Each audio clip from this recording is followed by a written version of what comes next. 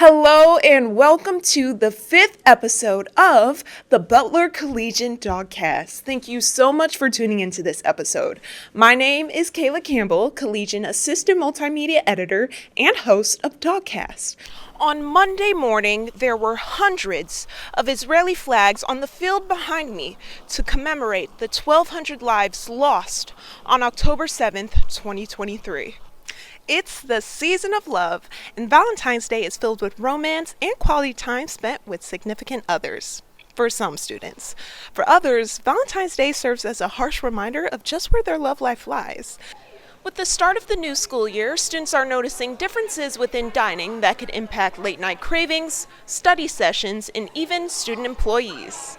My name is Kayla Campbell, and I am here at Newfields in Indianapolis at the Queen of Arts Collective here, and they are featuring 4 African American women artists in honor of Black History Month and Women's History Month.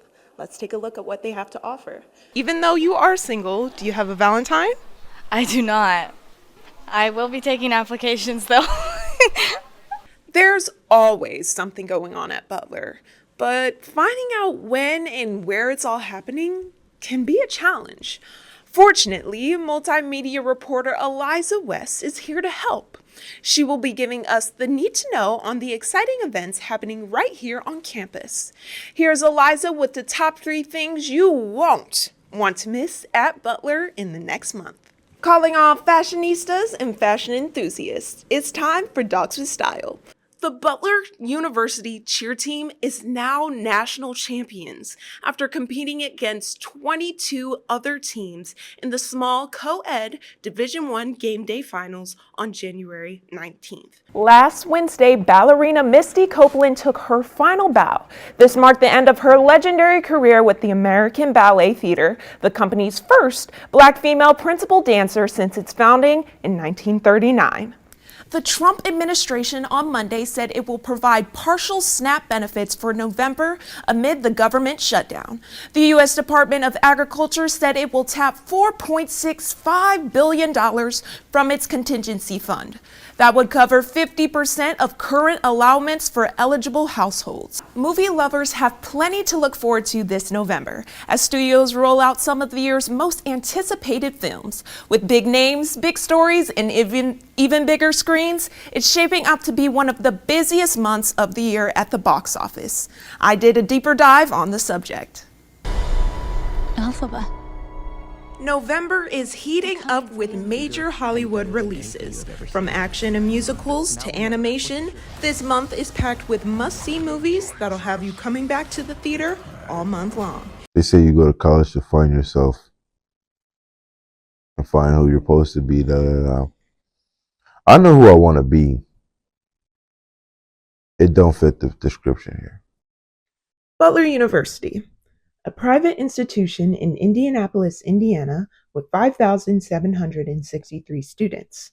As of fall 2024, 80% of students are white. While numbers suggest that 1 in 5 students are a minority, that 20% isn't enough to ease students like DDA Rohito, who say they often feel overlooked, judged, and lonely. However, the weather didn't stop the men's basketball team from hosting an open practice on Saturday morning. Fans and families were able to watch the team practice as they got ready for their season. Hink and Butler Blue IV were also there to support the team. The Black Student Union held a family reunion Saturday afternoon. Families were able to connect with one another and learn more about BSU. The Latino Student Union, most commonly known as LSU, fosters a community and safe space for Latino students on campus. Throughout the school year, LSU hosts various events and programs to educate and unite the Latino and the Butler communities. Thursday and Friday stay partly cloudy, with highs in the mid-50s and 60s. If you're looking to make weekend plans, Saturday's your day. Expect a high of 66 degrees with a few clouds. At this point, it seems like Indiana's still figuring out what season it wants to be in. Stay warm out there and keep your hats and lashes on tight. Folks, back to you, Drew. Tomorrow will be cloudy with a high of 49 and a low of 41 degrees. Thursday, Friday, and Saturday bring continued showers with highs at 53 degrees. Looks like we've gotten rid of the snow this week, but now we're faced with showers. This weather is giving classic rainy day vibes, the type of weather where you would stare out the window as a kid and pretend you were in a dramatic music video. Through rain, sun, and snow, we'll be here every step of the way to keep you informed. Tune in tomorrow for the latest. Back to you, Brock. We're about 6-7 days until finals, so this cold weather might be the perfect opportunity to stay inside and hit the books. Stay tuned tomorrow for the latest weather updates, and happy last week of class. Back to you, Brock. Before we dive into the rest of today's episode, I want to acknowledge and honor the life of Sam Vingard.